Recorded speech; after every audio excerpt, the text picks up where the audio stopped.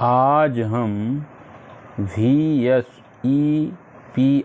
Theory के बारे में अध्ययन करेंगे कि VSEPR थ्योरी है क्या, इसका फुल फॉर्म क्या है, इसको किसने प्रतिपादित किया, उसके पूरे डिटेल के बारे में हम जानेंगे।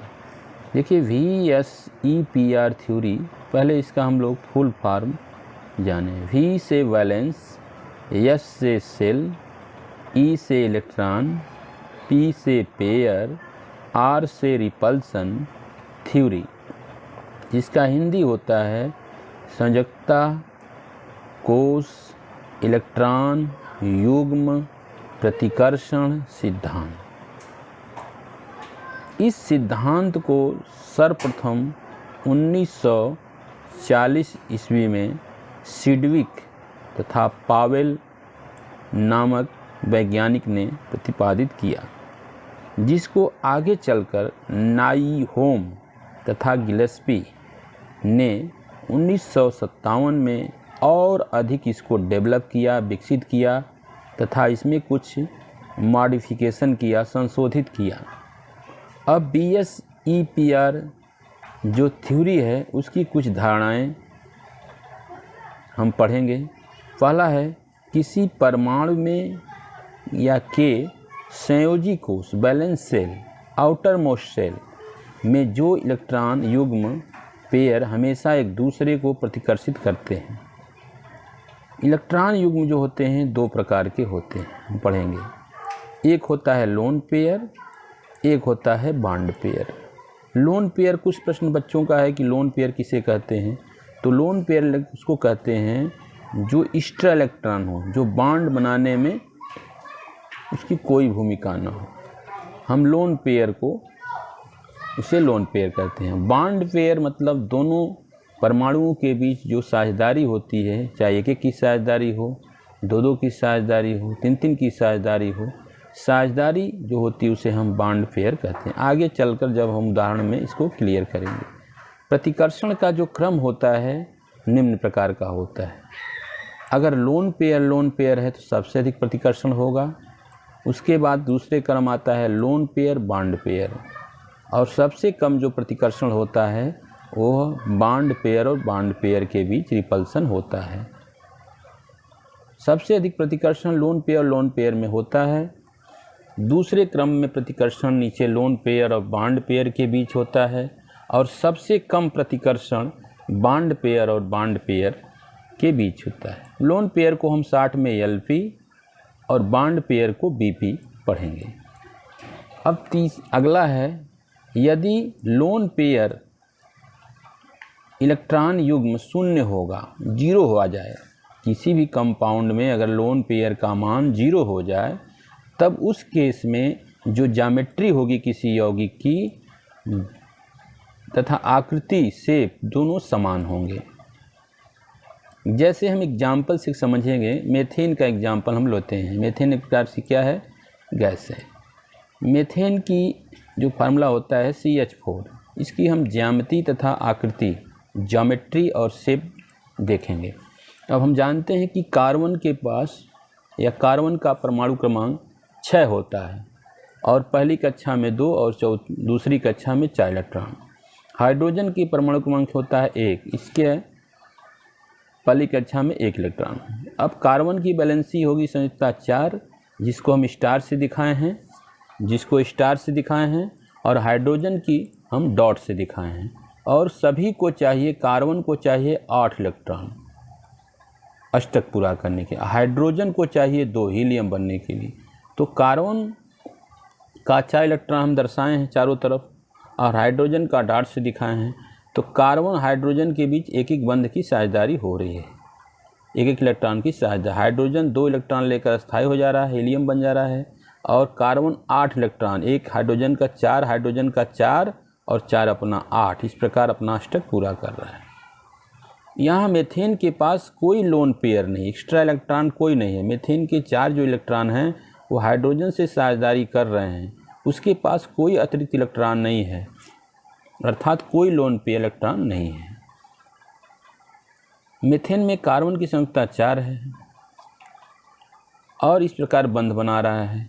सब इसमें बॉन्ड पेयर बन रहे हैं। कार्बन और हाइड्रोजन के बीच 4 बॉन्ड पेयर हैं, पहला, दूसरा, तीसरा, चौथा बॉन्ड, 4 बॉन्ड पेयर हैं यहाँ, लेकिन लोन पेयर कोई नहीं यहाँ है, अर्थात लोन पेयर का मान 0 है। उस स्थिति में CH4 की ज्यामिति होगी और आकृति जो होगी समान होती है। अब दूसरा कंडीशन होता है, यदि लोन पेयर है या होगा तो ज्यामिति तथा शेप अलग अलग होंगे। तीसरा, ज्यामिति निर्भर करती है Z के मान पर। जो ज्यामिति होती है वो Z के मान पर डिपेंड करती है, और Z बराबर होता है lone pair plus bond pair. अगर मान लीजिए लोन पेयर का मान कुछ आता है, 1, 2, 3 जो भी लोन पेयर आता है, उस स्थिति में ज्यामिति और आकृति अलग अलग होंगी। आकृति जो निर्भर करती है केंद्रीय परमाणु के अगल बगल सराउंडिंग। अब इसका हम जानेंगे कि अगर मान लीजिए Z की वैल्यू कुछ आती है तो उसके में हाइब्रिडाइजेशन क्या होगा, उसमें बॉन्ड पेयर क्या होगा, लोन पेयर क्या होगा, ज्यामिति क्या होगी, शेप क्या होगा। पहले इसको हम जानें, बाद में आगे चलकर हम Z निकालना जानेंगे, बॉन्ड पेयर निकालना जानेंगे, लोन पेयर जानेंगे, ज्यामिति जानेंगे, शेप जानेंगे। पहले हम जान जाएं कि Z की वैल्यू अगर मान लीजिए 2 है तो उस समय हाइब्रिडाइजेशन जो होगा sp हाइब्रिडाइजेशन होगा। जब भी Z की मान 2 होगा तो उस केस में हाइब्रिडाइजेशन जो होगा sp होगा।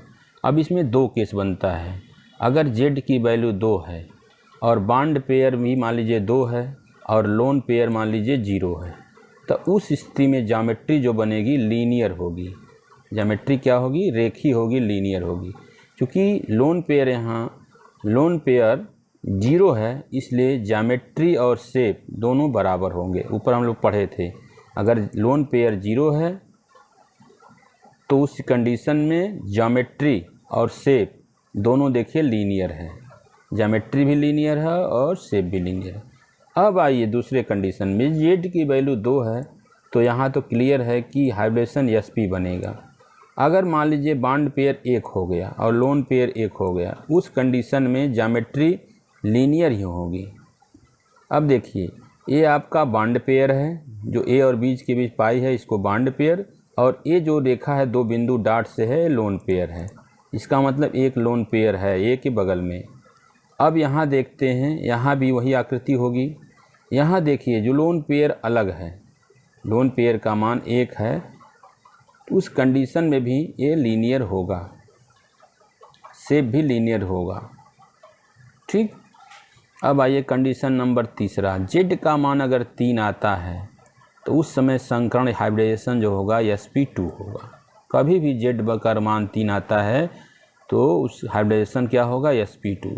अब Z बराबर 3 में 2 कंडीशन होता है। अगर मान लें bond pair total 3 bond pair हैं और लोन पेयर 0 है, तो उस समय हमारा ज्यामिति होगा ट्राइगोनल लीनियर। क्या होगा, ट्राइगोनल लीनियर होगा, अर्थात सभी के बीच 120 अंश का कोण बनेगा। जब 0 है लोन पेयर तो ज्यामिति और शेप दोनों बराबर होगा, इसका मतलब शेप भी ट्राइगोनल लीनियर होगा। अब आइए अगला, Z बराबर 3, तो हम जानते हैं कि Z का मान अगर 3 आता है तो उस समय sp2 हाइब्रिडाइजेशन होता है। अगर मान लीजिए 3 है Z का मान और 3 को हम बांट दें बॉन्ड पेयर लोन पेयर में, तो अगर हम बॉन्ड पेयर 2 रखें और लोन पेयर 1 रखें, उस कंडीशन में इस तरह देखिए 2 लोन पेयर बना, एक लोन पेयर देखिए ऊपर है डॉट से और एक लोन पेयर है, एक ही लोन पेयर यहाँ है, और नीचे जो है 2 बॉन्ड पेयर, एक बॉन्ड पेयर A और एक बॉन्ड पेयर A बगल वाला, 2 बॉन्ड पेयर हैं और यहाँ लोन पेयर A ऊपर वाला है। उस कंडीशन में जो ज्यामिति बन रही है ट्राइगोनल मतलब त्रिकोण, ट्राइगोनल प्लेनर होगा। क्योंकि यहाँ लोन पेयर का मान अलग है तो आकृति में हम बनाते समय लोन पेयर को छुपा देते हैं। इसको हम क्या करेंगे, छुपा देंगे, इसको नहीं गिनेंगे, तो हमारा जो शेप होगा वह भी शेप आएगा। याद रखिए, बहुत इम्पॉर्टेंट है कि अगर मान लीजिए ज्योमेट्री हम बना रहे हैं, ज्योमेट्री में अगर लोन पेयर है तो शेप बनाते समय हम लोन पेयर को छुपा देते हैं। लोन पेयर को क्या करेंगे? छुपा देंगे। तो छुपाने पर लोन पेयर छुपाने से क्या आकृति बनेगी? नीचे वाला केवल बनेगा वी शेप। तो वी शेप का देखिए हाँ ये बनेगा, उसको छुपा देते हैं। तो इसको हम बेंड शेप कहते हैं या वी शेप कहते हैं या एंगुलर शेप कहेंगे, तीनों में कोई कह सकते हैं, बेंड शेप, वी शेप या एंगुलर शेप। फिर आइए z बराबर 4। अगर z का मान 4 आता है तो उस समय जो हाइब्रिडेशन है sp3 होता है। हाइब्रिडेशन क्या होगा? sp3। हम 3 चीज़ पढ़े थे। पहला, अगर z बराबर 2 है तो sp, z बराबर 3 है तो sp2, z बराबर 4 है तो sp3।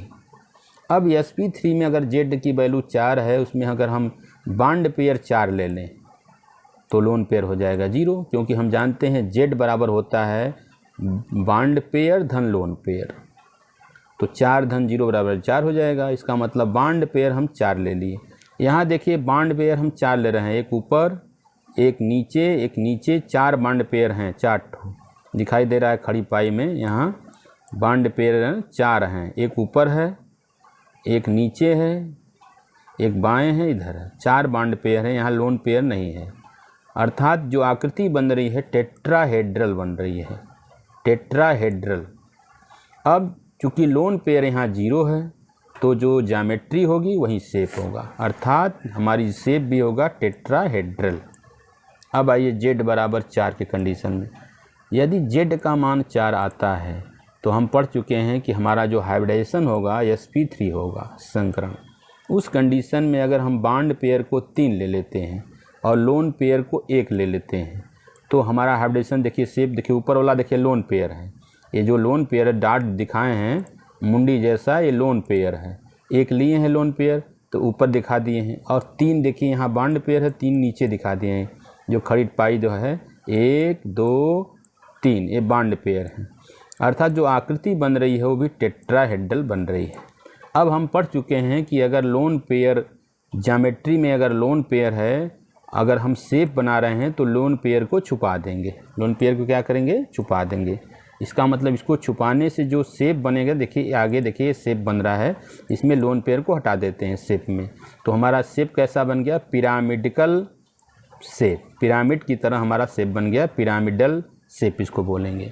अब अगर z की वैल्यू 4 है तो हम जानते हैं पहले से कि z की वैल्यू अगर 4 आती है तो हाइब्रिडेशन क्या होता है? sp3। अब z की वैल्यू 4 है तो उसको हम बॉन्ड पेयर और लोन पेयर में बांटेंगे, क्योंकि हम जानते हैं z बराबर होता है बॉन्ड पेयर धन लोन पेयर।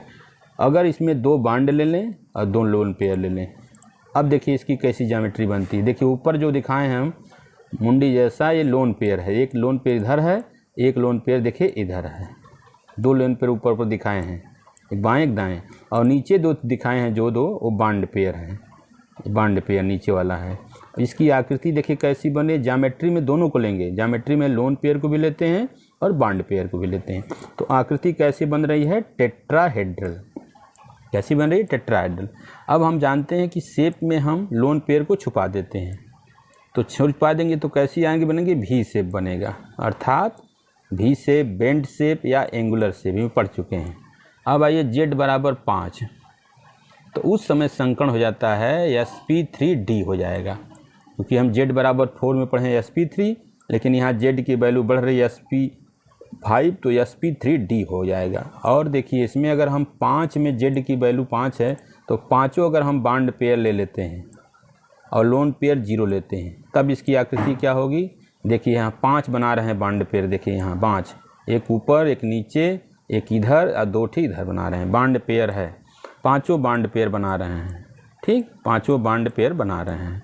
तो उसमें एक अब आकृति क्या बन रही है? Trigonal bipyramidal, trigonal bipyramidal. अब इसमें चूंकि लोन पेयर 0 है तो जो ज्योमेट्री होगी वही शेप होगा, अर्थात ट्राइगोनल बाइपिरामिडल इसका शेप भी होगा। अब आइए z बराबर 5 लेते हैं, तो हम जानते हैं कि z बराबर 5 में sp3d होगा। अब इसमें लोन पेयर 4 ले लेते हैं और बॉन्ड पेयर 1, तो अब इसकी आकृति देखिए कैसे बनी। देखिए लोन पेयर इधर साइड में है, ये लोन पेयर है, और बॉन्ड पेयर देखिए ऊपर एक दो, एक तीन, एक चार, चार बॉन्ड पेयर हैं। तो इसकी आकृति बन गई ट्राइगोनल बाई पिरामिडल। क्या बन रही है? Trigonal bi pyramidal. अब हम जानते हैं कि शेप में हम लोन पेयर को छोड़ देते हैं। अगर हम लोन पेयर को छोड़ दें तो देखिए एक हमारा शीशा झूला जैसा बनेगा। इस पाई को हम अगर कैसे बढ़िया कर दें, जो ऊपर पाई है इस पाई को हम अगर यहाँ ऐसे कर दें, ऐसे खींच दें, नीचे वाला ऐसे खींच दें, ऐसे, हाँ, तो देखिए, और इसको हम इसे उलट दें, नीचे वाले को, घोड़े को, देखिए शीशा झूला बन जाएगा। कैसा बन जाएगा? शीशा झूला की तरह। ठीक, तो ये शीशा झूला की तरह इसकी शेप हो जाएगी। अब z बराबर 5 में ये हम जानते हैं पहले से ही sp3 हाइब्रिडाइजेशन होगा। अब अगर हम लोन पेयर का मान कम करते हैं, 4 से 3 हो गया, और बॉन्ड पेयर का मान 3 हो जाता है, और लोन पेयर का मान 2 कर देते हैं। अब देखिए लोन पेयर देखिए साइड में 2 हो गया, ये जो बनाए हैं गोला सा लोन पेयर, एक पहला दूसरा, और बॉन्ड पेयर कितना है? एक ऊपर 2, एक नीचे 3, एक नीचे 3। उस कंडीशन में हमारी आकृति क्या बन गई? Trigonal bi pyramidal. Trigonal bi pyramidal. अब चूंकि हम जानते हैं कि शेप बनाते समय हम लोन पेयर को छोड़ देते हैं, लोन पेयर को अगर हटा देते हैं तो हमारी आकृति क्या बनेगी? T shape. क्या बनेगी? T shape. टी शेप, इसको उलट देंगे तो टी शेप बनेगा। ठीक, अब आइए जेड की वैल्यू अगर 5 है तो sp3d होगा। ये तो सभी लोग जानते हैं, क्योंकि हम जेड की वैल्यू 5 है तो sp3d होगा।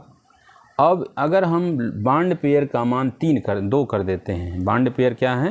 bp 2 कर दें, और लोन पेयर कर दें 3।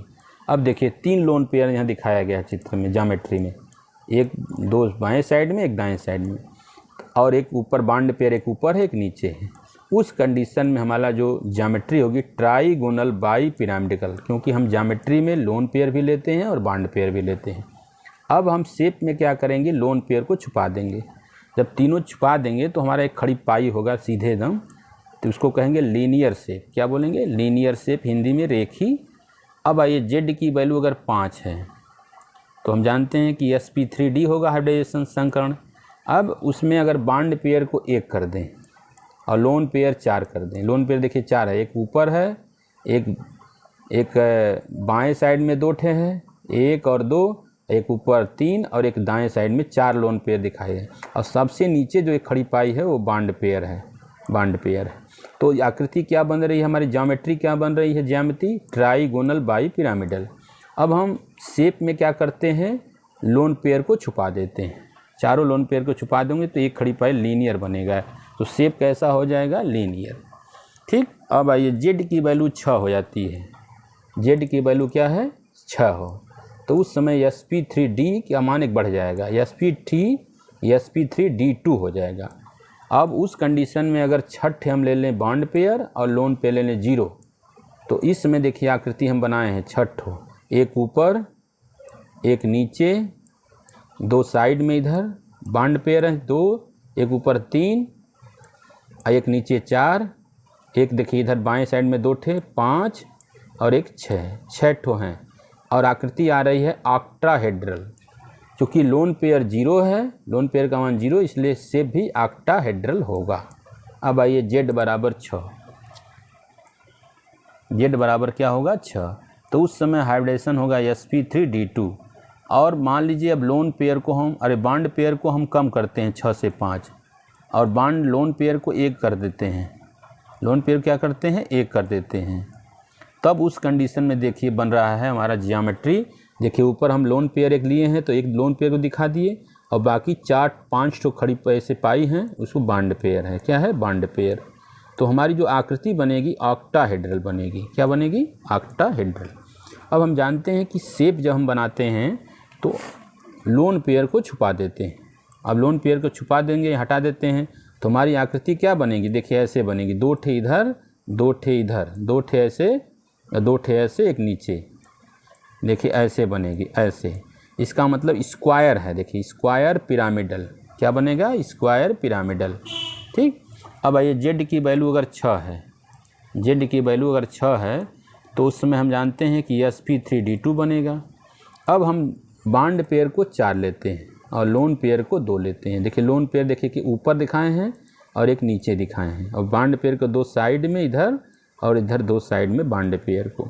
अब आकृति है ऑक्टाहेड्रल, लेकिन हम शेप जब बनाएंगे तो लोन पेयर को क्या करेंगे, छुपा देंगे। इसका मतलब 2 इस साइड में रहेगा, 2 इस साइड में।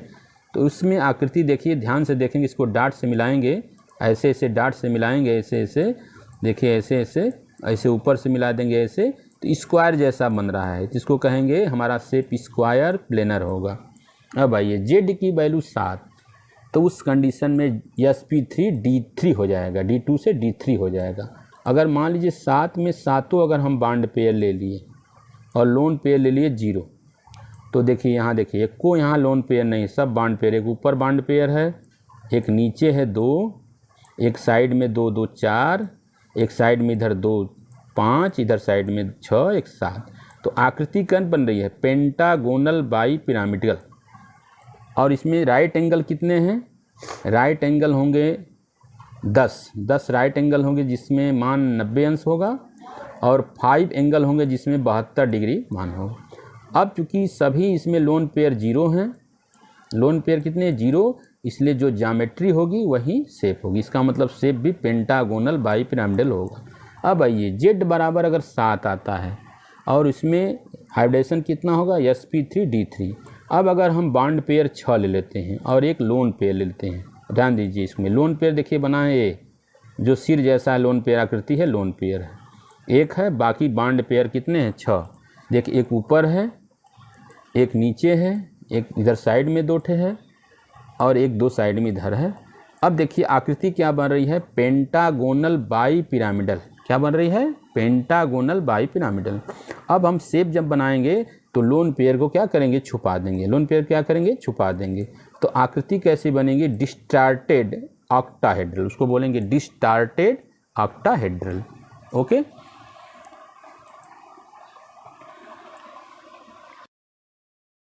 अब पहला क्वेश्चन देखेंगे, find the number of lone pair, bond pair, value of Z, hybridisation, geometry, shape of SO3।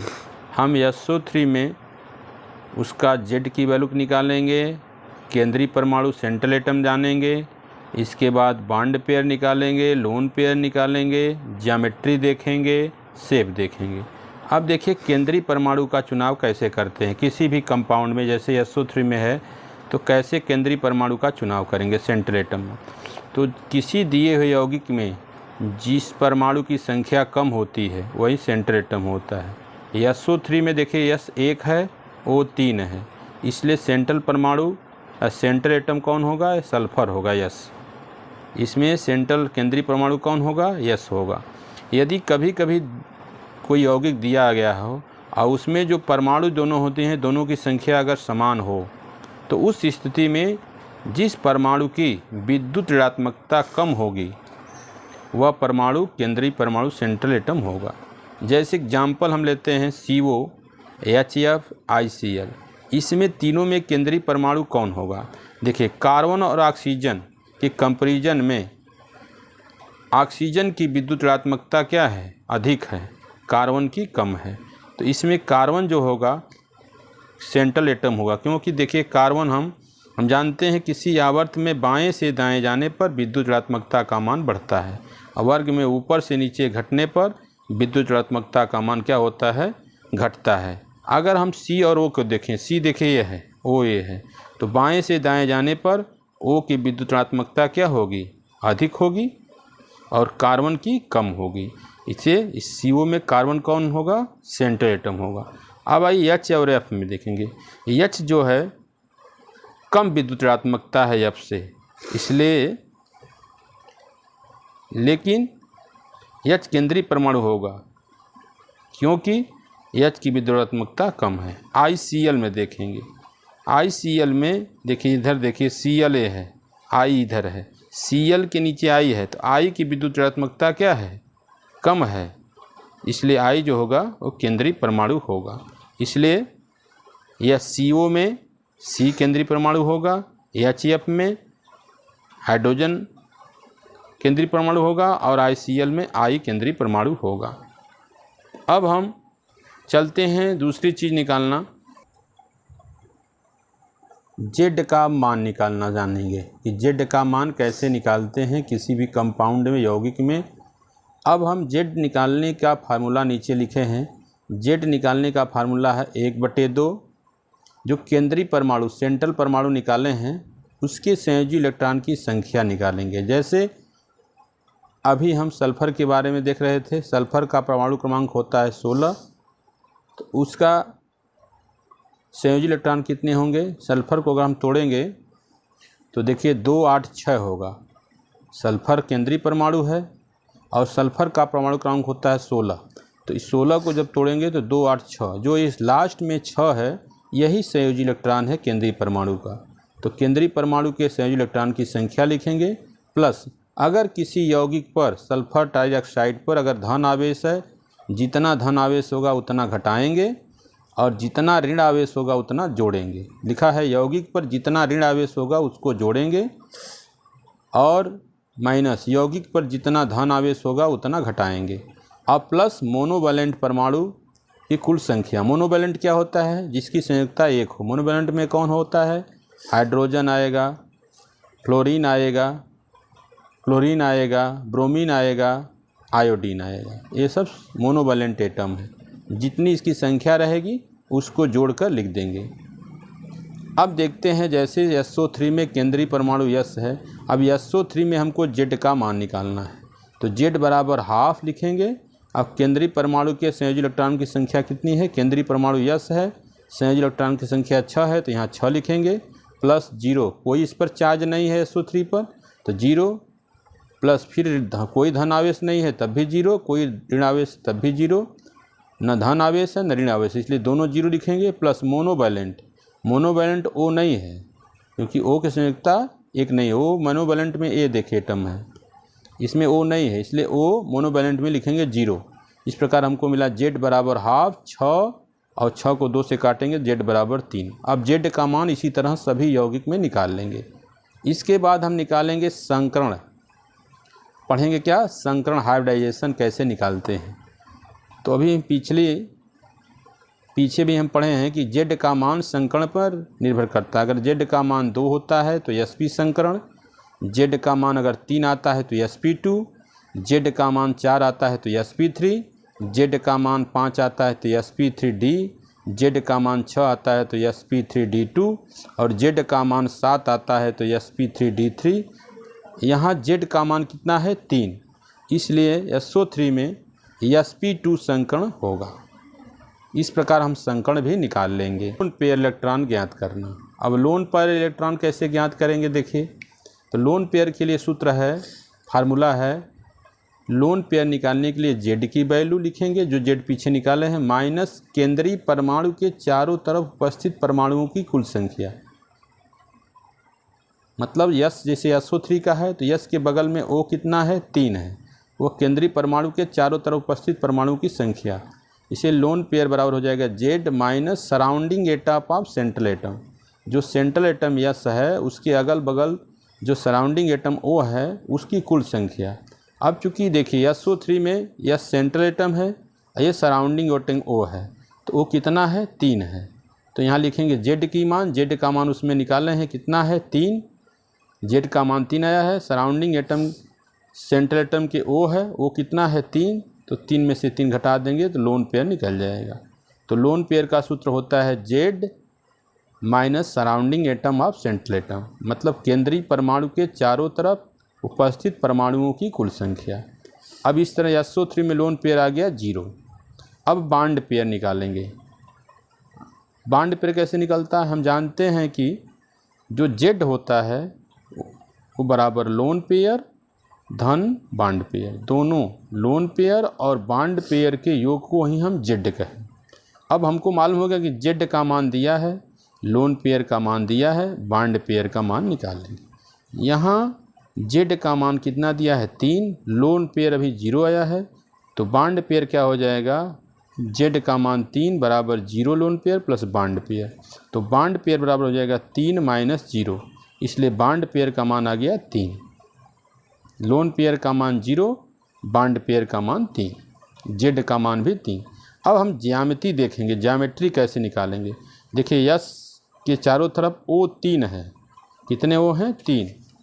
3 ओ हैं। अब 3 ओ में हम देखेंगे कि यह आकृति दो बन रही है। कैसी बन रही है? Trigonal linear. कैसी बन रही है? ट्राइगोनल लीनियर बन रही है। यहाँ देख रहे हैं ट्राइगोनल लीनियर बन रही है, ट्राइगोनल लीनियर। और इसमें और इसमें कोण देखिए 120 डिग्री का है। अब चूँकि लोन पेयर जहाँ 0 हो जाता है, लोन पेयर का मान अगर 0 हो जाता है 0, तो हम जानते हैं कि ज्यामिति और आकृति दोनों एक ही होगी, एक बराबर होगी। जब किसी यौगिक में लोन पेयर का मान 0 हो जाता है तो उस स्थिति में ज्यामिति और आकृति समान होती हैं। यदि लोन पेयर का मान 0 नहीं है तो उस स्थिति में आकृति बनाते समय लोन पेयर को क्या करते हैं? छुपा देते हैं या मिटा देते हैं। छुपाने पर जो आकृति बनेगी वही आकृति शेप होगा। अब देखिए एग्जाम्पल 2 हम देखेंगे। इसमें HNO3 में केंद्रीय परमाणु, Z loan pair, bond pair, संकरण, ज्यामिट्री, शेप निकालेंगे। अब HNO3 में देखिए, ध्यान दीजिए, HNO3 में हाइड्रोजन 1 है, नाइट्रोजन 1 है, O3 है। इसका मतलब हाइड्रोजन और नाइट्रोजन में देखना है कि सेंट्रल एटम कौन होगा। अब प्रश्न उठता है कि हाइड्रोजन अधिक ऋणात्मक है कि नाइट्रोजन अधिक विद्युत ऋणात्मक है। तो इसके लिए इसमें हाइड्रोजन और नाइट्रोजन में हाइड्रोजन की विद्युत ऋणात्मकता जो है वो नाइट्रोजन से कम है। किसकी है? नाइट्रोजन से कम है। इसका मतलब नाइट्रोजन अधिक विद्युत ऋणात्मक है।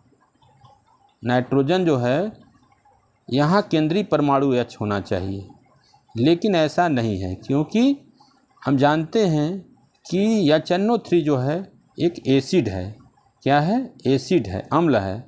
इसलिए अम्ल में जो है H जो होता है अलग बगल सराउंडिंग एटम मानते हैं। H और F को हमेशा केंद्रीय परमाणु के अगल बगल सराउंडिंग एटम मान लेते हैं। H और F को हमेशा केंद्रीय परमाणु के अगल बगल मानते हैं। इसलिए सेंट्रल एटम कौन होगा? N होगा। ये हमेशा ध्यान रखिए, H और F को हमेशा जो होता है वो सराउंडिंग एटम मानते हैं, सराउंडिंग एटम अगल बगल। तो इसमें H जो हो जाएगा N के सराउंडिंग एटम हो जाएगा, इसलिए N जहाँ यहाँ होगा वो सेंट्रल एटम होगा। ठीक, केंद्रीय परमाणु कौन होगा? N होगा। अब N में देखते हैं इसका एटॉमिक नंबर होता है 7। तो इसको तोड़ेंगे तो पहली कक्षा में 2, दूसरे में 5। जो लास्ट में 5 इलेक्ट्रॉन है इसी को बोलते हैं बैलेंस इलेक्ट्रॉन या संयोजी इलेक्ट्रॉन। नाइट्रोजन के संयोजी इलेक्ट्रॉन कितने हैं? 5 हैं। अब Z का मान निकालने में हमको संयोजी इलेक्ट्रॉन चाहिए। अब सूत्र क्या होता है संयोजी इलेक्ट्रॉन Z का निकालने के लिए? 1/2 कोष्ठ में संयोजी इलेक्ट्रॉन की संख्या। किसके संयोजी? केंद्रीय परमाणु के। केंद्रीय परमाणु N है, इसके संयोजी इलेक्ट्रॉन कितने हैं? 5। तो यहाँ 5 प्लस इस पर जितना चार्ज है HNO3 पर, HNO3 पर कितना चार्ज है? कोई चार्ज नहीं HNO3 पर है, न पॉजिटिव है न निगेटिव है। दोनों यहाँ क्या करेंगे? 0 और 0 लिख देंगे, +0 और -+0। न कोई पॉजिटिव है न कोई निगेटिव है। अब प्लस मोनोवैलेंट। देखिए मोनोवैलेंट HNO3 में क्या है? HNO3 में ध्यान से देखेंगे, HNO3 में तो यहाँ H जो होता है वो मोनोवैलेंट है। हम जानते हैं मोनोवैलेंट कौन कौन होता है? Hydrogen, fluorine, chlorine, bromine, iodine. तो H क्या हो जाएगा? मोनोवैलेंट। H की संख्या कितनी है? 1, इसलिए यहाँ 1 लिखेंगे। यहाँ क्या लिखेंगे? 1 लिखेंगे मोनोवैलेंट के स्थान पर। इसको हल करेंगे तो Z का मान आ जाएगा 3। अब Z का मान हम जानते हैं 3 आता है, तो संकरण होता है sp2। ये पढ़े हैं पीछे। H का 3 होने पर, Z का मान 3 होने पर संकरण जो होता है sp2 हाइब्रिडाइजेशन होता है। अब इसमें हम अगले लोन पेयर निकालेंगे कि लोन पेयर इलेक्ट्रॉन कैसे निकालते हैं। तो इसके लिए सूत्र बताए थे कि लोन पेयर इलेक्ट्रॉन बराबर होता है Z- surrounding atom of central atom. Central atom के चारों तरफ परमाणुओं की संख्या। अब Z का मान तो 3 निकल गया है, 3 लिखेंगे। और केंद्रीय परमाणु के अगल बगल में परमाणु की संख्या कितनी है? ध्यान दीजिए, N के बगल में, N के देखिए ये है, N के बगल में एक ऊपर है, एक इधर 2, इधर 3। ये एच नहीं है, ये तो ओ के बगल है, अगल बगल है। हम केंद्रीय परमाणु के चारों तरफ लिखेंगे, तो केंद्रीय परमाणु के तरफ यहाँ हाइड्रोजन को नहीं गिनेंगे क्योंकि HNO3 अम्ल है और एसिड में एच ओ के साथ जुड़ता है। एन के चारों तरफ 3 ऑक्सीजन है, एक ऑक्सीजन ए जुड़ा है, एक ए। तो नाइट्रोजन के बगल में कितने परमाणु हैं? ऑक्सीजन के 3। तो यहाँ लिखेंगे केंद्रीय परमाणु के अगल बगल के परमाणु संख्या 3। तो जेड का मान 3 और परमाणु अगल बगल 3, इसलिए लोन पेयर हो गया 0। ठीक, लोन पेयर का मान कितना हो गया? लिया। बॉन्ड पेयर ज्ञात करेंगे। बॉन्ड पेयर कैसे ज्ञात करते हैं? देखिए, जेड बराबर होता है lone pair plus bond pair. अब जेड की वैल्यू भी हमें मालूम हो गया है 3 और लोन पेयर का मालूम हमको हो गया है 0। तो जेड का मान 3 है, लोन पेयर का मान 0 है, इसलिए 3 बराबर हो जाएगा 0 प्लस बॉन्ड पेयर और बॉन्ड पेयर बराबर हो जाएगा 3। अर्थात HNO3 में बॉन्ड पेयर कितना निकला? 3। लोन पेयर कितना निकला? 0 और जेड की वैल्यू कितनी निकली? 3। अब हम ज्यामिति करेंगे। अगर जेड बराबर 3, पीछे अभी हम पढ़े हैं कि जेड का मान अगर 3 आता है, लोन पेयर 0 हो, बॉन्ड पेयर 3 होने पर जो हमारी ज्यामिति होगी ट्राइगोनल लीनियर होगा। जैसे देख लें, यहाँ देखिए नाइट्रोजन है, नाइट्रोजन के साथ ऑक्सीजन है, एक ऑक्सीजन 2, एक 3 और ओ के साथ ये जुड़ा है। एच का पास है 1 इलेक्ट्रॉन, एक ओ से शेयरिंग कर रहा है और ए 2, 2, 4, 6 ऑक्सीजन के पास 6 होते हैं, तो 2, 1, 3, 2, 5, 1, 6। एक ये नाइट्रोजन का लिया है, नाइट्रोजन को स्टार से दिखाए हैं, और एक नाइट्रोजन का 2 इधर इससे शेयरिंग कर रहा है और ये नाइट्रोजन 2 इलेक्ट्रॉन ऑक्सीजन को दे रहा है। तो यहाँ उप सहसंयोजक बंध बना रहे हैं। यहाँ देखिए, यहाँ उप सहसंयोजक बंध है, यहाँ 2-2 की साझेदारी है। तो कुछ प्रकार का इस ऑक्सीजन का 8 हो गया, 2, 2, 4, 2, 6, 8, इस ऑक्सीजन का भी 8, इस नाइट्रोजन का भी 8, इस हाइड्रोजन का 2। इस प्रकार हम देख रहे हैं कि जो आकृति बन रही है इस प्रकार बन रही है ट्राइगोनल। क्या बन रही है? ट्राइगोनल लीनियर बन रही है। अब आकृति में हम जानते हैं कि अगर लोन पेयर का मान 0 है तो जो ज्यामिति होगी वही आकृति होगी, इसलिए यहाँ लोन पेयर 0 है, इसलिए ज्यामिति बराबर आकृति, इसलिए आकृति भी क्या होगी? ट्राइगोनल लीनियर होगी, ट्राइगोनल लीनियर होगी। अब हम तीसरा एग्जाम्पल देखेंगे कि किसी यौगिक में अगर ऊपर ऋण आवेश है, जैसे NO3 माइनस में केंद्रीय परमाणु, central atom, Z, lone pair, bond pair, hybridisation, संकरण, ज्यामिति, ज्योमेट्री और शेप, आकृति ज्ञात करो। अब देखिए NO3 में हम जानेंगे कि NO3 में सेंट्रल एटम कौन है। इसमें आसान है क्योंकि नाइट्रोजन की संख्या 1 है, ऑक्सीजन की संख्या 3 है, जिसकी संख्या कम रहती है वहीं ये सेंट्रल एटम होता है, अर्थात नाइट्रोजन यहाँ सेंट्रल एटम होगा, केंद्रीय परमाणु होगा। अब हम जानेंगे कि नाइट्रोजन में संयोजी इलेक्ट्रॉन कितने हैं, या नाइट्रोजन में जो वैलेंस शेल में जो संयोजी वैलेंस इलेक्ट्रॉन कितने हैं। नाइट्रोजन का परमाणु क्रमांक होता है 7, पहली में 2, दूसरे में 5। तो जो 5 होंगे वही नाइट्रोजन के वैलेंस शेल इलेक्ट्रॉन होंगे। अब जेड का मान जब निकालेंगे तो हमको केंद्रीय परमाणु का वैलेंस शेल इलेक्ट्रॉन चाहिए। अब जेड का मान निकालने के लिए फार्मूला होता है हाफ केंद्रीय परमाणु में वैलेंस इलेक्ट्रॉन की संख्या 5 प्लस जितना ऋणावेश होगा, कितना ऋणावेश है? 1। कितना ऋणावेश है? 1। इसका मतलब +1 करेंगे। अगर वहाँ +1 1 रहता तो घटाते 1 करते, लेकिन वहाँ ऋण है 1, इसलिए हमेशा अगर ऋण रहने पर यहाँ जोड़ेंगे। जितना ऋण रहेगा 1 है तो 1 जोड़ेंगे, 1 जोड़ दिए। अब उस पर कोई प्लस आवेश नहीं है, घटाएंगे नहीं कुछ, 0 हो गया। अब प्लस मोनोवैलेंट। मोनोवैलेंट क्या होते हैं? मोनोवैलेंट में देखिए hydrogen, chlorine, fluorine, bromine, iodine. यहाँ क्या है? आपका ऑक्सीजन है। ऑक्सीजन मोनोवैलेंट नहीं है। मोनोवैलेंट किसको कहते हैं? जिसकी संयोजकता 1 हो। अब यहाँ मोनोवैलेंट 0 है। इस प्रकार हल करेंगे जेड का तो आ जाएगा 3। जेड का मान आ गया 3। अब जेड का मान से हम पता चल जाएगा कि संकरण क्या है। हम जानते हैं कि अगर जेड का मान 3 है तो वहाँ sp2 हाइब्रिडाइजेशन होता है। अगर जेड का मान 2 होता तो sp, अगर जेड का मान 4 होता तो sp3, लेकिन यहाँ जेड का मान 3 है तो यहाँ sp2 संकरण हाइब्रिडाइजेशन होगा। जब हाइब्रिडाइजेशन निकल गया और Z का मान निकल गया तो हम लोन पेयर निकाल लेंगे सूत्र से। लोन पेयर निकाल के सूत्र होता है Z minus surrounding atom of central atom. जो केंद्रीय परमाणु N है उसके अगल बगल कितने परमाणु है उसकी कुल संख्या।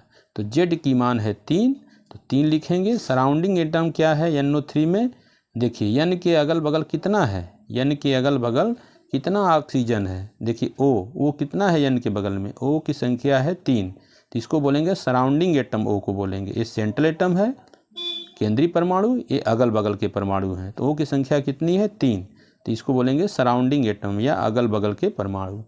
अब देखिए इसमें जब निकालते हैं लोन पेयर में तो Z में से सराउंडिंग एटम की कुल संख्या घटा देंगे। Z का मान 3 है, सराउंडिंग एटम भी 3 है, 3 में से 3 घटा देंगे 0। अब लोन पेयर आ गया 0। तो बॉन्ड पेयर निकालने के लिए हम जानते हैं फार्मूला होता है कि Z बराबर lone pair plus bond pair. अब Z की वैल्यू 3 है, लोन पेयर का मान 0 है, बॉन्ड पेयर बराबर हो जाएगा 3। अब बॉन्ड पेयर भी मान निकल गया 3, लोन पेयर का मान निकल गया 0, sp2 हाइब्रिडाइजेशन हो गया और Z का मान 3 हो गया। अब हम ज्यामिति निकालेंगे। देखिए ज्यामिति निकालते समय हमको Z की वैल्यू चाहिए, लोन पेयर चाहिए, बॉन्ड पेयर चाहिए। Z की वैल्यू 3 है, लोन पेयर 0 है, बॉन्ड पेयर 3 है। उस कंडीशन में हमारी ज्यामिति जो होती है वो ट्राइगोनल लीनियर होगा। कैसे होगा ट्राइगोनल लीनियर, ये देखिए फिगर बना है, ये नाइट्रोजन है, ये ऑक्सीजन है, ये ऑक्सीजन है, ये ऑक्सीजन है। एक नाइट्रोजन के साथ 3 ऑक्सीजन जुड़ रहे हैं, ठीक स्ट्रक्चर बनाए हैं। नाइट्रोजन का होता है संयुक्ता कितनी 5, ऑक्सीजन का 6। इससे देखिए 2-2 का शेयर कर रहा है, 6 2 8। यहाँ 2 इलेक्ट्रॉन ऑक्सीजन को दे रहा है, ले नहीं रहा है, तो ऑक्सीजन का 8 हो गया। यहाँ ऑक्सीजन पर देखिए एक माइनस आवेश है, तो इसके पास 6 था, एक माइनस से 7 हो गया, एक एक हिस्सेदारी कर रहा है। इस प्रकार ये स्ट्रक्चर हो गया, ठीक। ये ऑक्सीजन पर जो माइनस आवेश एक होता है ये सराउंडिंग एटम पर होता है ऋण आवेश, या तो इस पर होगा या तो इस पर होगा या इस पर होगा, तो हम इस पर लिखे हैं। तो ऑक्सीजन की वैलेंसी 6, 2 2 4 2 6, ये माइनस से 1 इलेक्ट्रॉन बढ़ जाएगा, तो यहाँ एक एक इलेक्ट्रॉन की साझेदारी हो रही है। एक इलेक्ट्रॉन नाइट्रोजन को दे रहा है और इससे ले रहा है, इस प्रकार अपना 8 पूरा कर रहा है। और नाइट्रोजन की संयुक्ता होती है 5, ये 2 इलेक्ट्रॉन इसको दे रहा है, 2 2 4 2 6 2 8, ये 8 इलेक्ट्रॉन। और ये नाइट्रोजन इस ऑक्सीजन से 2-2 इलेक्ट्रॉन की शेयरिंग कर रहा है, तो 2 2 4 2 6 2 8, ऑक्सीजन ने 8 पूरा कर लिया, नाइट्रोजन भी 2 2 4 2 6 2 8 पूरा, ये ऑक्सीजन 2 2 4 2 6 2 8 पूरा किया। और ये ऑक्सीजन के पास 7 इलेक्ट्रॉन है, चूँकि एक ऋण आवेश है, 6 था एक ऋण, तो 7, तो 7 1 8, इस प्रकार ये भी पूरा है। अब देखते हैं आकृति। आकृति क्या होगी शेप, क्योंकि हम जान रहे हैं कि लोन पेयर 0 है तो ज्यामिति और आकृति दोनों बराबर होगी। इसका मतलब आकृति भी ट्राइगोनल प्लेनर होगी। क्या होगी? प्लेनर होगी, क्योंकि जल का मान 0 है। देखो अब एग्जाम्पल नंबर 4 देखें। अब हम चौथा एग्जाम्पल देखेंगे, SO2 में ज्ञात करेंगे। क्या क्या ज्ञात करना है? केंद्रीय परमाणु, Z का मान, hybridisation, lone pair, bond pair, geometry और शेप। इतना चीज़ हमें SO2 में ज्ञात करना है कि उसका केंद्रीय परमाणु सेंट्रल एटम कौन होगा SO2 में, इसमें Z का मान क्या होगा, इसमें हाइब्रिडाइजेशन क्या होगा, इसमें लोन पेयर क्या होगा, इसमें बॉन्ड पेयर क्या होगा, इसमें ज्योमेट्री क्या होगी, इसमें शेप क्या होगा। तो SO2 में हम जानते हैं कि जिसकी संख्या SO2 में जिसकी संख्या क्या होगी, कम होगी, S 1 है, ऑक्सीजन 2 है, इसका मतलब सेंट्रल एटम कौन होगा, S होगा। तो सेंट्रल एटम आसान है, S हो जाएगा। अब S क्या है? सल्फर, इसका एटॉमिक नंबर होता है 16, तो 2 8 6, तो लास्ट में जो 6 है 6 है वही क्या हो जाएगा, संयोजी इलेक्ट्रॉन सल्फर का हो जाएगा। तो अब Z का मान जब निकालेंगे तो Z बराबर होता है 1/2 केंद्रीय परमाणु मतलब S के संयोजी इलेक्ट्रॉन की संख्या कितनी है, 6 है। कितनी है? 6 है, संयोजी इलेक्ट्रॉन की संख्या 6। और SO2 पर कोई ना पॉजिटिव चार्ज है ना निगेटिव चार्ज है, तो 0 0। और O क्या है, S के बगल में O कितने हैं, 2, वो जो मोनोवैलेंट नहीं है वो क्या है, मोनोवैलेंट नहीं, इसलिए ये भी 0 हो जाएगा। मोनोवैलेंट में कौन कौन होते हैं, मोनोवैलेंट में देखिए हाइड्रोजन होता है, फ्लोरीन होता है, क्लोरीन होता है, ब्रोमीन होता है, आयोडीन होता है, वो नहीं होता है, इसलिए मोनोवैलेंट में 0 लिखेंगे और हल करेंगे तो Z का मान आ जाएगा 3। अब जब Z का मान 3 आ गया तो अब हम संकरण निकालेंगे। क्या निकालेंगे, संकरण, हाइब्रिडाइजेशन। और संकरण निकालने के लिए क्या करेंगे, हम पढ़े हैं कि Z की मान अगर 3 होता है तो sp2 और Z का मान 2 होता है तो sp और Z का मान 4 होता है तो sp3 संकरण होता है। तो Z का मान 3 है तो यहाँ sp सुसंकरण होगा। अब हम लोन पेयर निकालेंगे। लोन पेयर कैसे निकालेंगे, लोन पेयर निकालने का फॉर्मूला होता है Z minus surrounding atom of central atom. Z की वैल्यू अभी निकाले थे, कितना था, 3 था, और सराउंडिंग एटम क्या है, S के अगल बगल O कितना है, 2, SO2 में O कितना है, 2, इसका सराउंडिंग एटम हो जाएगा 2, तो 3 में से 2 घटाएंगे तो 1। लोन पेयर यहाँ निकल गया 1। अब लोन पेयर जब 1 निकल गया तो हम जानते हैं कि लोन पेयर जब 0 होता है तो ज्योमेट्री और शेप बराबर होता है, लेकिन लोन पेयर का मान आ गया 1, इसलिए ज्योमेट्री और शेप अलग अलग हो। अब बॉन्ड पेयर निकाल लेंगे। बॉन्ड पेयर निकालने का सूत्र होता है Z बराबर lone pair plus bond pair, bond pair. अब Z की वैल्यू आ गई है 3, लोन पेयर आ गया 1, बॉन्ड पेयर बराबर हो जाएगा 3 में से घटा देंगे 2, अब बॉन्ड पेयर आ गया 2। अब bond pair 2, lone pair 1। Geometry क्या हो जाएगी, Z का मान जब 3 होता है, बॉन्ड पेयर का मान 2, लोन पेयर का 1 होने पर ट्राइगोनल प्लेनर होगा। क्या होगा, ट्राइगोनल प्लेनर। क्लियर। अब देखिए SO2 में, S में देखिए एक लोन पेयर, ये लोन पेयर को ऊपर दिखाए हैं ऐसे मुंडी जैसा 2 ट्रे, और बॉन्ड पेयर कितने हैं, 2। अब इसकी आकृति जो होती है ज्यामिति में, ज्यामिति बनाते समय दोनों लेते हैं, लोन पेयर को भी लेंगे, इसको जो ऊपर है एक लोन पेयर, और ये बॉन्ड पेयर है, देखिए इस बॉन्ड पेयर को भी लेते हैं, तो ज्यामिति में दोनों को लेते हैं। तो इसकी आकृति कैसे दिखाई दे रही है, ट्राइगोनल, ट्राइगोनल प्लेनर। अब लेकिन शेप में क्या करते हैं, इसको छुपा लेते हैं। शेप में क्या करेंगे, ये इसको छुपा देंगे, तो शेप हमारा कैसा बन जाएगा, भी आकार का। कैसे, तो हमारा आकृति का भी शेप का बनेगा, चाहे भी शेप कहिए, चाहे बेंट शेप कहिए, चाहे एंगुलर शेप कहिए।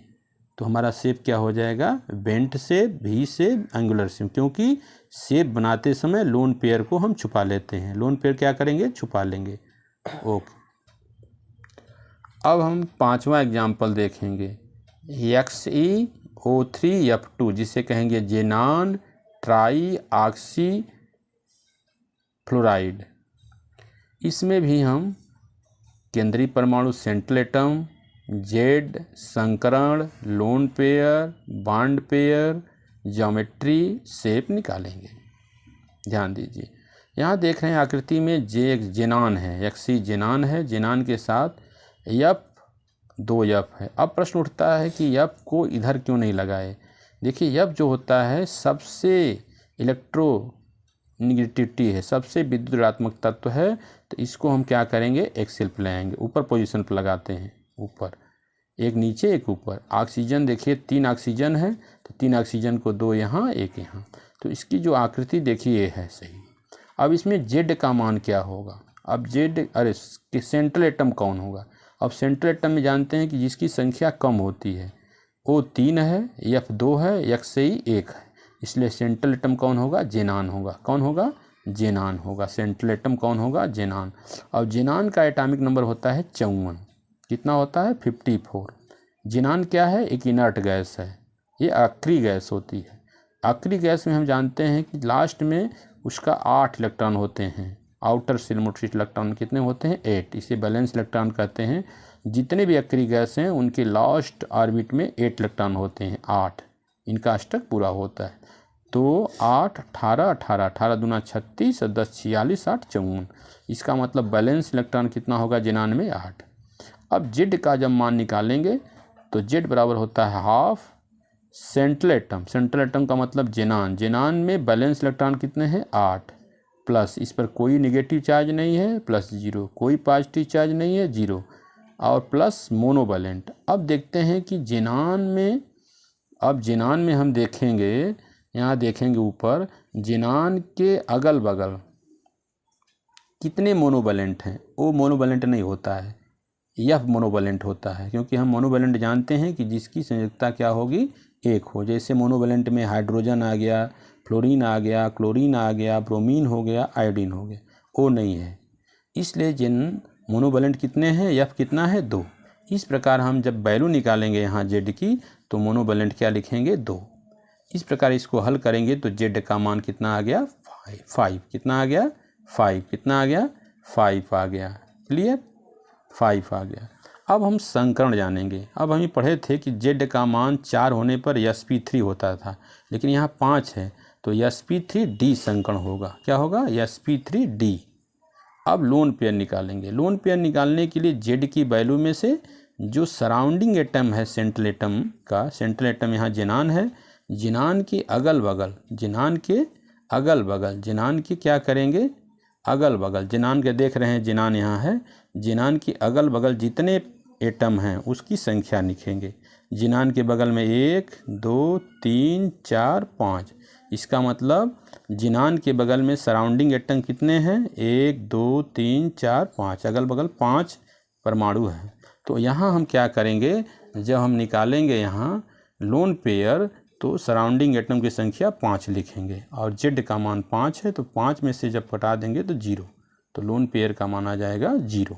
अब बॉन्ड पेयर निकालते समय हमारा सूत्र है जेड बराबर लोन पेयर और बॉन्ड पेयर। क्या होता है, जेड की वैल्यू में निकालते समय बॉन्ड पेयर, जेड बराबर लोन पेयर बॉन्ड। जेड की वैल्यू भी 5 है, लोन पेयर क्या है, 0, तो बॉन्ड पेयर हो जाएगा 5। कितना हो जाएगा, 5। देखिए अभी आपको दिखा रहे हैं, देखिए इसमें चित्र में सब बॉन्ड पेयर है। एक बॉन्ड पेयर, एक ऊपर 2, एक नीचे 3, एक 4, एक 5, पांचों बॉन्ड पेयर हैं। यहाँ लोन पेयर कुछ नहीं, 0 है। इस प्रकार हम अब देख रहे हैं, इस प्रकार हम निकाल देंगे, ज्योमेट्री निकालेंगे। ज्योमेट्री में इसकी आकृति क्या होगी, जहाँ जेड की वैल्यू 5 हो, बॉन्ड पेयर 5 हो, लोन पेयर 0 हो, तो उस समय आकृति ज्योमेट्री क्या होती है, ट्राइगोनल बाई पिरामिडल। क्या होती है, ट्राइगोनल बाई पिरामिडल। अब शेप के बारे में देखेंगे। शेप हम जानते हैं कि जब लोन पेयर 0 हो तो उस समय ज्योमेट्री और शेप बराबर होते हैं। ज्योमेट्री है ट्राइगोनल बाई पिरामिडल, तो शेप भी होगा ट्राइगोनल बाई पिरामिडल, क्योंकि लोन पेयर है 0। धन्यवाद। अब एग्जाम्पल नंबर 6वां देखेंगे। 6वां में क्या है, XeF2 जिनान डाई फ्लोराइड में ये हमको ज्ञात करना है। क्या ज्ञात करना है, सेंट्रल एटम निकालना है, केंद्रीय परमाणु जेड का मान निकालना है, संकरण निकालना, हाइब्रिडाइजेशन, फिर लोन पेयर निकालना है, फिर बॉन्ड पेयर निकालना है, फिर ज्योमेट्री निकालनी है, फिर शेप निकालना है। अब इसमें हम देखते हैं कि XeF2 में किसकी संख्या कम है, जिनान 1 है, F2 है। जिसकी संख्या कम रहती है उसी को केंद्रीय परमाणु मानते हैं, सेंट्रल एटम। तो इसमें सेंट्रल एटम कौन हो जाएगा, जिनान। क्या हो जाएगा, जिनान हो जाएगा। अब जिनान का जो एटॉमिक नंबर होता है 54 होता है, तो 54 है, इनर्ट गैस है। इसके लास्ट में 8 इलेक्ट्रॉन होंगे, लास्ट में संयोजी वैलेंस इलेक्ट्रॉन। इसको जब तोड़ेंगे तो पहली कक्षा में 2, दूसरे में 8, तीसरे में 18, चौथे में 18, पाँचवें में 8, तो लास्ट में जो 8 है जिनान का वैलेंस इलेक्ट्रॉन है।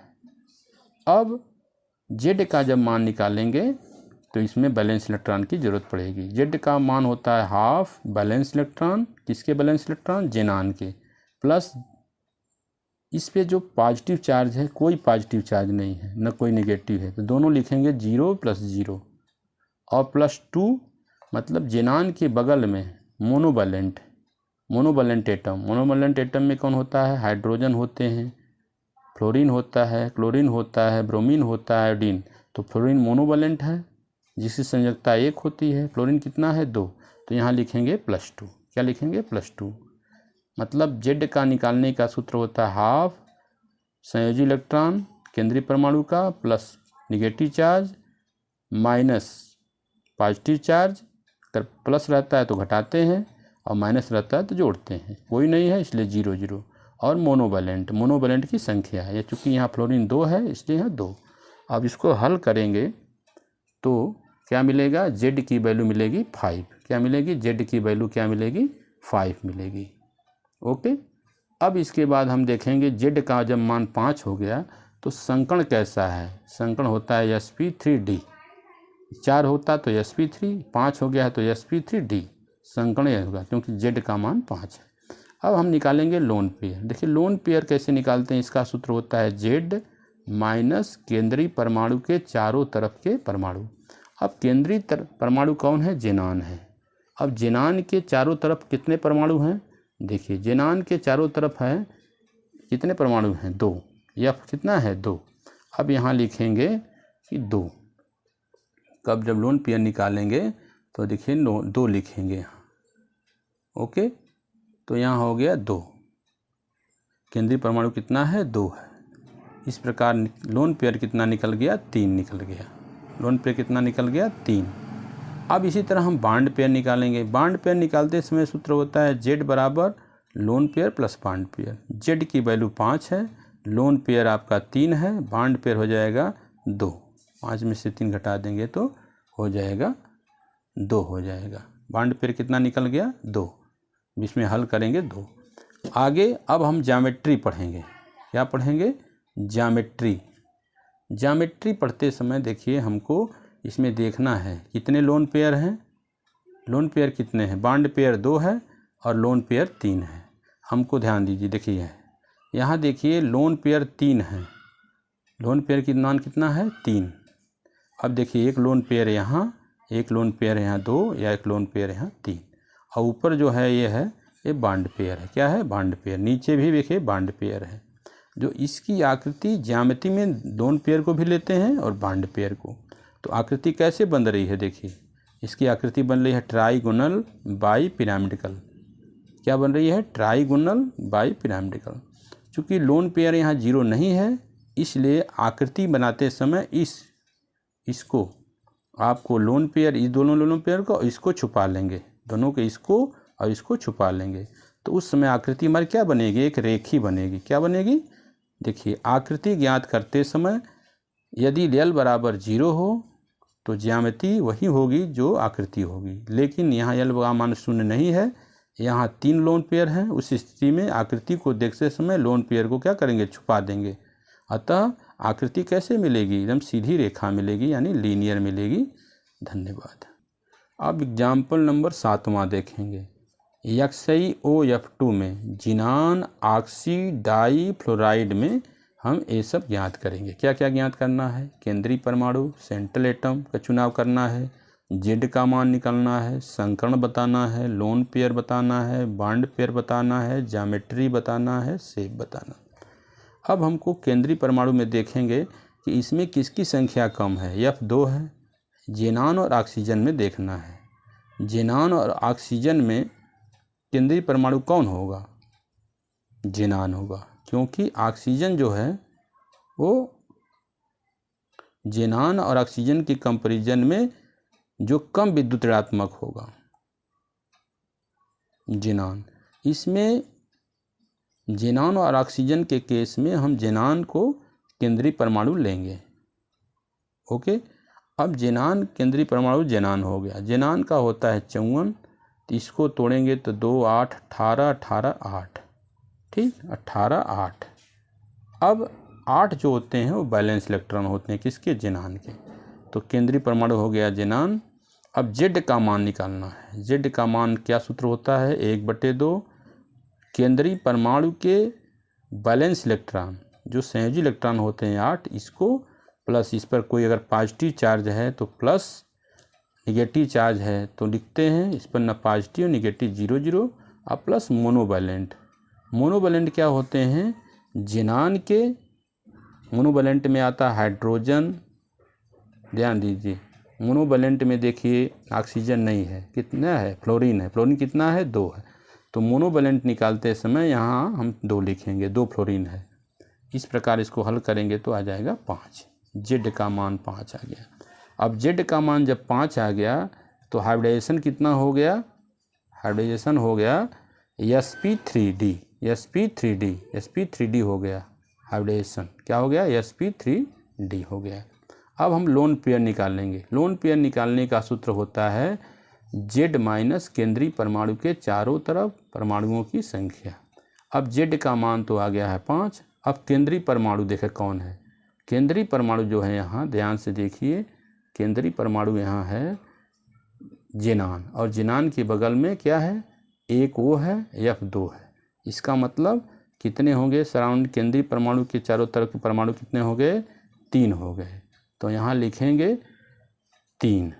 केंद्रीय परमाणु के चारों तरफ परमाणु की संख्या कितनी होगी? ज़ेनान, 2 फ्लोरीन और 1 ऑक्सीजन, इसमें से घटा देंगे तो 2 आ गया। 2 क्या हो गया? Lone pair. क्या हो गया? Lone pair.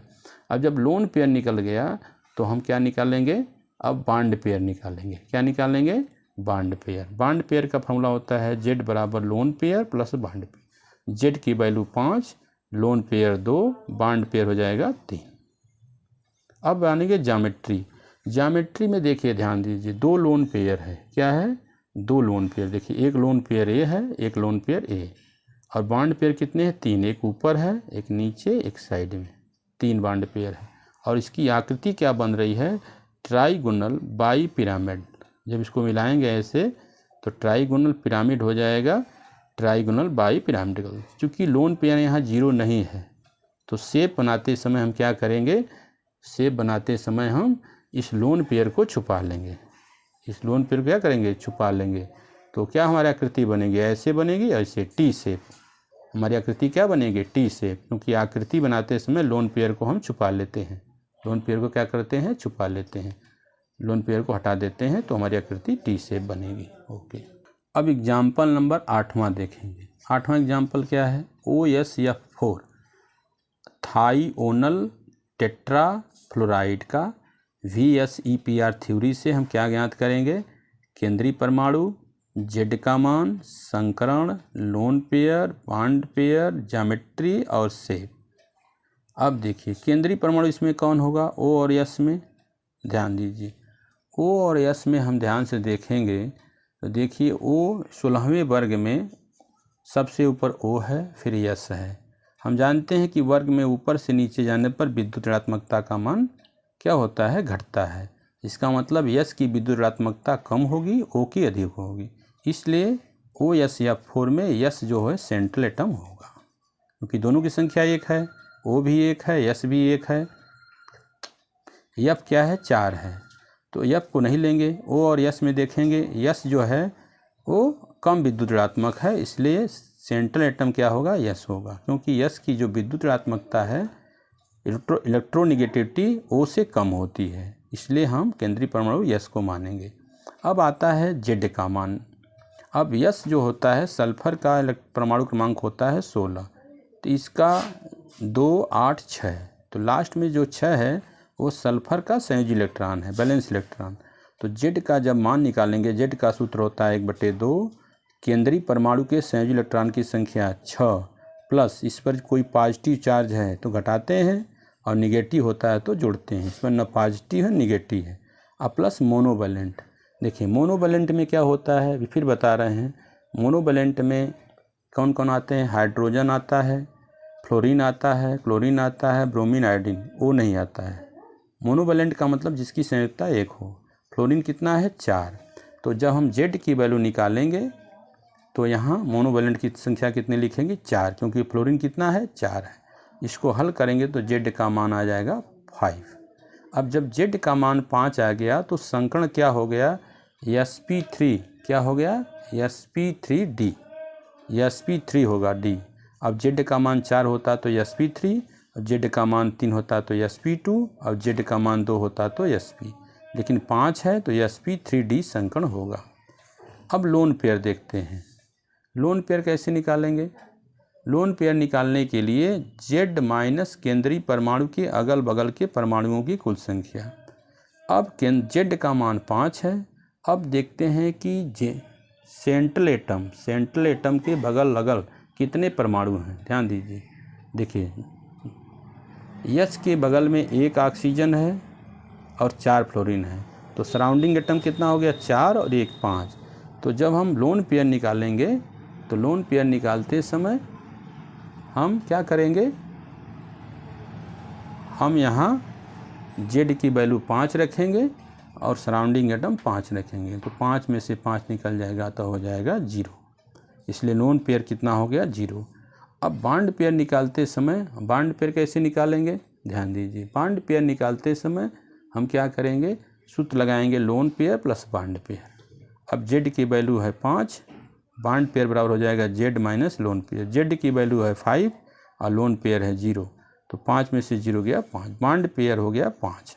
इसका मतलब लोन पेयर इसमें नहीं है। देखिए, एक लोन पेयर ये ऊपर है, एक 2, एक 3, एक 4, एक 5, ये 5 बॉन्ड पेयर है। कितना है, 5 बॉन्ड पेयर। ठीक, यह सेंट्रल एटम है, 5 बॉन्ड है, ये fluorine fluorine fluorine fluorine oxygen, पांचों बॉन्ड पेयर। देखिए, एक bond pair, 2 bond pair, 3 bond pair, 4 bond pair, इसमें कोई लोन पेयर नहीं है, सब बॉन्ड पेयर हैं। तो आकृति कैसी बन रही है, ट्राइगोनल बाई पिरामिडल। अब चूंकि हम जानते हैं कि लोन पेयर का मान 0 है, तो जो शेप होगा वह भी क्या होगा, ज्यामिट्री के शेप के अनुसार होगा। क्या होगा, ज्यामिट्री के शेप की होगी, क्योंकि जब लोन पेयर 0 होता है तो उस समय क्या होता है, शेप भी वही होता है जो ज्यामिट्री होगी। तो लोन पेयर का मान 0 आ जाता है, इसलिए ज्यामिट्री बराबर शेप, और शेप वही होगा जो ज्यामिट्री होगी। शेप होगा ट्राइगोनल बाई पिरामिड और ज्यामिट्री होगी ट्राइगोनल बाई पिरामिड। अब लास्ट एग्जाम्पल है 9, यक्सई F6 में VSEPR थ्योरी से ज्ञात करो। ये सब ज्ञात करना है हमको। सेंट्रल एटम ज्ञात करना है, Z का मान ज्ञात करना है, संकर्ण ज्ञात करना है, लोन पेयर ज्ञात करना है, बॉन्ड पेयर ज्ञात करना है और ज्योमेट्री ज्ञात करना है, शेप ज्ञात करना है। केंद्रीय परमाणु क्या होगा इसमें, देखिए जो सबसे कम है F क्या है, 6 है, यक्सई 1 है, तो केंद्रीय परमाणु हो जाएगा यक्सई, मतलब जेनान। क्या हो जाएगा, जेनान हो जाएगा। अब Z का मान, जेनान होता है 54, कितना होता है 54, जेनान होता है 54, इसका एटॉमिक नंबर। तो 2, 8, 18, 18, 8, जो 8 इलेक्ट्रॉन है वह बैलेंस इलेक्ट्रॉन किसका होगा, जेनान का। जेनान का क्या होगा, बैलेंस इलेक्ट्रॉन। अब Z का जब मान निकालेंगे तो हाफ केंद्रीय परमाणु जेनान के बैलेंस इलेक्ट्रॉन की संख्या 8 प्लस, इस पर कोई पॉजिटिव चार्ज नहीं, 0, कोई नेगेटिव चार्ज नहीं, 0। अब मोनोवैलेंट, हम मोनोवैलेंट देखेंगे कि जेनान में कितना मोनोवैलेंट है, हाँ है, क्योंकि मोनोवैलेंट कौन कौन होते हैं, hydrogen, fluorine, chlorine, bromine, iodine. Fluorine कितने हैं, 6, इसलिए यहाँ लिखेंगे मोनोवैलेंट 6। तो हल करेंगे तो हो जाएगा Z की वैल्यू 7। जब 7 Z का मान आता है तो उसमें संकरण होता है sp3d3, पीछे आपको बता चुके हैं, sp3d3 होगा। अब आएंगे लोन पेयर, क्या आएगा, sp3d3 आएगा। अब हम लोन पेयर की चर्चा करेंगे। Z निकल गया, Z की वैल्यू 7 आ गई, तो हमारा संकरण हो गया sp3d3 होगा। ठीक, अब हम देखेंगे कि लोन पेयर क्या होगा। लोन पेयर निकालते समय हमारा सूत्र है Z माइनस केंद्रीय परमाणु जेनान की अगल बगल परमाणुओं की कुल संख्या। तो Z का मान तो 7 है, 7 लिख दिए, और माइनस केंद्रीय परमाणु। केंद्रीय परमाणु इधर देखिए, केंद्रीय परमाणु आपका इसमें जेनान है, इसके अगल बगल जो है कितने अणु हैं, फ्लोरीन के 6 अणु हैं। ठीक, फ्लोरीन के कितने अणु हैं, 6, तो यहाँ लिखेंगे 6। देखिए 7 में से 6 घटा देंगे तो 1 हो जाएगा, क्या हो जाएगा, 1। ओके, अब हम देखेंगे बॉन्ड पेयर। क्या देखेंगे, बॉन्ड पेयर। बॉन्ड पेयर निकालने का सूत्र होता है Z बराबर lone pair plus bond pair. तो बॉन्ड पेयर बराबर हो जाएगा Z माइनस लोन पेयर। तो 7 में से 1 को घटा देंगे, 1 लोन पेयर आया है, 6 हो जाए। इसका मतलब इस यक्सई F6 में 1 लोन पेयर है और 6 बॉन्ड पेयर है। इसका फिगर हम ध्यान से देखें, हमको 1 लोन पेयर दिखाना है। देखिए 1 लोन पेयर, देखिए ये लोन पेयर है, और बाकी कितने बॉन्ड पेयर हैं, 6, 1, 2, 3, 4, 5, 6 बॉन्ड पेयर हैं। और ज्योमेट्री कैसी होगी, pentagonal by pyramidical, PBP, penta, by से बाई पिरामिडल। अब चूँकि लोन पेयर यहाँ कितना है, एक है, इसलिए इसकी शेप अलग होगी। शेप बनाते समय हम लोन पेयर को क्या करेंगे, छुपा लेंगे। तो आकृति जो होगी वो डिस्टार्टेड ऑक्टाहेड्रल, क्या होगी, डिस्टार्टेड ऑक्टाहेड्रल होगी। अब हम एग्जाम्पल 10वां एग्जाम्पल देखेंगे। BrF3 ब्रोमीन ट्राईफ्लोराइड में ज्ञात करेंगे हम ये सभी। हमको सेंट्रल एटम में संयोजी इलेक्ट्रॉन, जेड का मान, संकरण, loan pair, bond pair, geometry, shape.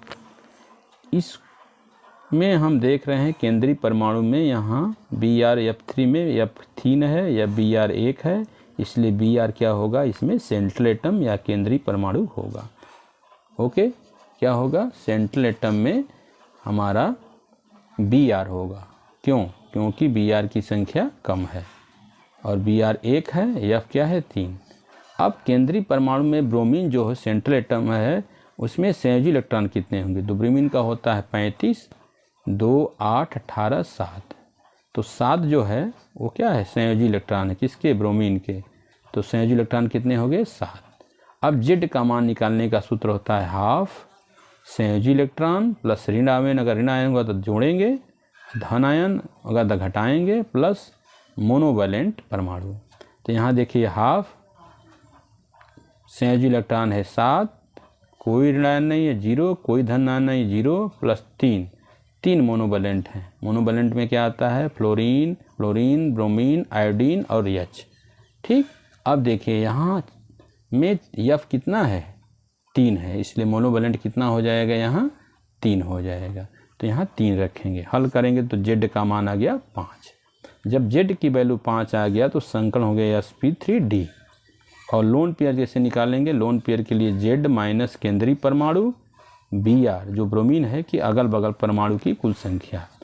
अब यहाँ कुल संख्या कितनी है, कुल संख्या है ब्रोमीन की 2, इतनी है 2 है। केंद्रीय परमाणु कितना है, F है। BrF3 में F कितना है, 3। तो 3 हो गया केंद्रीय परमाणु के अगल बगल के परमाणु और 5 हो गया जेड का मान। तो लोन पेयर आ गया 2। अब लोन पेयर जब आ गया 2 तो हम निकालेंगे क्या, बॉन्ड पेयर निकालेंगे। क्या निकालेंगे, बॉन्ड पेयर निकालेंगे। अब बॉन्ड पेयर निकालने का सूत्र होता है जेड बराबर lone pair plus bond pair. अब इसलिए जेड का मान कितना है, 5, लोन पेयर है 2, तो बॉन्ड पेयर का मान आ जाएगा 3 आ जाएगा। अब ज्योमेट्री देखेंगे। ज्योमेट्री में ध्यान देख रहे हैं, लोन पेयर 2, देखिए एक लोन पेयर ए है, एक लोन पेयर ए है, और ये देखिए बॉन्ड पेयर एक ऊपर एक नीचे, एक 3 बॉन्ड पेयर हैं। इस प्रकार जो आकृति बन रही है, ज्यामिति बन रही है, ज्योमेट्री, वह बन रही है ट्राइगोनल बाई पिरामिडल होगा। अब चूंकि यहाँ लोन पेयर है, यहाँ लोन पेयर 0 नहीं है, अतः आकृति अलग होगी। आकृति में लोन पेयर को हम छुपा लेते हैं, अर्थात इसको अगर हम छुपा लेंगे तो जो आकृति बनेगी टी शेप बनेगी। टी शेप कैसे, ध्यान दीजिए, जिसको हम छुपा लेंगे ऐसे, तो ये देखिए रेखा ये ऐसे होगी, एक नीचे होगी, अर्थात टी शेप होगा। क्या होगा, T shape. Okay, T shape बनेगा। धन्यवाद। अब हम देखेंगे लास्ट एग्जाम्पल।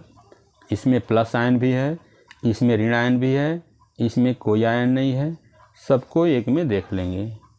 अब देखिए ICl2 पर माइनस है, फिर ICl है, फिर IClO माइनस है, NH4 प्लस है। सब में क्या निकालना है, केंद्रीय परमाणु। केंद्रीय परमाणु में संयोजी इलेक्ट्रॉन, जेड का मान, संकरण, loan pair, bond pair, geometry, shape, सब चीज़ निकालना। अब हम जानते हैं कि फ्लोरीन जो है, देखिए fluorine, chlorine, bromine, iodine, TS, nitrogen, phosphorus, arsenic, antimony, bismuth, oxygen, sulphur, selenium, tellurium, polonium. अब हाइड्रोजन देखिए, इसमें हाइड्रोजन भी है, तो हाइड्रोजन का परमाणु क्रमांक होता है 1, इसका संयोजी इलेक्ट्रॉन कितने होंगे, 1। और इसमें नाइट्रोजन भी है देखिए, तो इसका एटॉमिक नंबर होता है 7, 2, 5। इसमें 5 संयोजी इलेक्ट्रॉन होते हैं। अब अगर ऑक्सीजन की बात करें, इसका परमाणु क्रमांक होता है 8, 2, 6। इसमें संयोजी इलेक्ट्रॉन कितने होंगे, 6। अब आते हैं क्लोरीन। क्लोरीन का परमाणु क्रमांक होता है 17, 2, 8, 7। इसमें संयोजी इलेक्ट्रॉन कितने हैं क्लोरीन में, क्लोरीन में होंगे 7 संयोजी इलेक्ट्रॉन। और आयोडीन का परमाणु क्रमांक होता है 53। तो आयोडीन में संयोजी इलेक्ट्रॉन कितने होंगे? 2, 8, 18, 18, 8, 7 होंगे। लास्ट में जो इलेक्ट्रॉन होता है वही संयोजी। तो इसका मतलब आयोडीन में 7 संयोजी इलेक्ट्रॉन होंगे, क्लोरीन में 7, ऑक्सीजन में 6, नाइट्रोजन में 5, हाइड्रोजन में 1। अब चलते हैं बारी बारी से इसका देखते हैं ICl2 का। अब देखें ICl2 में केंद्रीय परमाणु कौन होगा? Cl2 है, I 1 है, तो केंद्रीय परमाणु I होगा। ICl में देखते हैं I दोनों बराबर है, लेकिन हम इसमें देखेंगे ये chart fluorine, chlorine, bromine, iodine. Iodine सबसे नीचे है, इसका मतलब सबसे आयोडीन की विद्युत ऋणात्मकता क्या होगी? फ्लोरीन से कम होगी, क्लोरीन से कम होगी, ब्रोमीन से कम होगी। तो ICl में केंद्रीय परमाणु कौन होगा? I होगा। इसी तरह ClO में केंद्रीय परमाणु कौन होगा? Cl होगा, क्योंकि Cl बाएं इधर है। आवर्त में बाएं से दाएं जाने पर विद्युत ऋणात्मकता बढ़ती है। O की विद्युत ऋणात्मकता अधिक होगी, इसकी कम। तो इसमें केंद्रीय परमाणु क्या होगा? Cl होगा। अब आते हैं NH4 में, देखते हैं NH4 के केस में। NH4 में सेंटर एटम होगा N होगा। सेंटर एटम कौन होगा? N होगा। अब देखते हैं दूसरी चीज़। अब I में संयोजी इलेक्ट्रॉन कितने होंगे? संयोजी इलेक्ट्रॉन होंगे 7, क्योंकि अभी हम पढ़े थे ऊपर। आयोडीन में देखिए, यहाँ आयोडीन है, आयोडीन में 7 लास्ट में जो इलेक्ट्रॉन 7 है वहीं से। अब इसमें भी I है, तो इसमें संयोजी इलेक्ट्रॉन कितने होंगे? 7। इसमें केंद्रीय परमाणु Cl है, तो Cl में संयोजी इलेक्ट्रॉन कितने हैं? 7। यहाँ भी संयोजी इलेक्ट्रॉन होंगे 7। यहाँ क्या है? N है, N है सेंट्रल एटम, तो इसमें संयोजी इलेक्ट्रॉन होंगे 5, क्योंकि यहाँ देख रहे हैं नाइट्रोजन में कितने संयोजी इलेक्ट्रॉन हैं? 5 हैं, यहाँ लास्ट में देख रहे हैं ना। अब आइए Z का मान निकालते हैं। इसमें Z का मान निकालेंगे तो देखिए कैसे निकालेंगे। इसमें Z का मान ICl2 माइनस में, Z का मान ICl में, Z का मान ClO में माइनस में, Z का मान NH4 प्लस में। अब इसमें निकालने के लिए सूत्र होता है 1/2 केंद्रीय परमाणु के संयोजी इलेक्ट्रॉन। केंद्रीय परमाणु है इसमें आयोडीन, तो 7 इसके हैं।